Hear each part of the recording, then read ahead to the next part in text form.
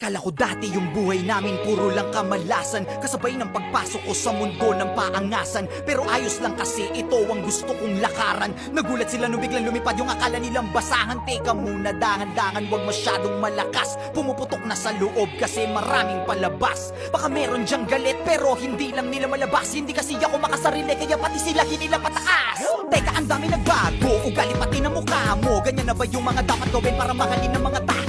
Sa bagay sanay ka naman, no respeto daw kahit pa ba. No, kung gusto nyo ng respeto, tanungin nyo na sila kung magkano. Huwag magpapa-apekto, kala mo perfecto. Lalo pag nagsalita na yung mga yang kala mo walang depekto. Samantalang ako ginawa ko lang lahat ng ito ng puro diretsyo. Habang ikaw kailangan may siraan ka para lang maka-asenso. Para ka lang chismosong ginawan na lahat ng kwento. Isa kang kupal na manunulat, ya puro ka lang imbento. Tinapakan, inangasan, sinabihang umalis na lang ako rito. Nilabanan, hinayaan, kaya ngayon ako na ang bago paborito.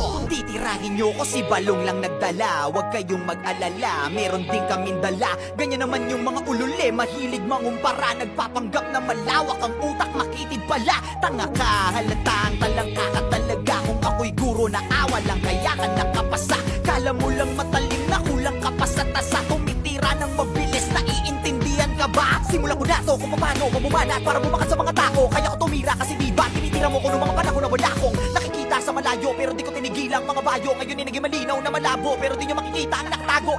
Kala mo yun na di patapos, mga tira ng dila ko di patapon. Nakapila ka di ba, halika ngayon para malaman nila yung kuting sa leon. O siya, sige na, malakas ka na nun. Dapat alam mo na yung panahon, samantalang ako isa na'y mabaon. At alam ko na rin bumalik pa ako.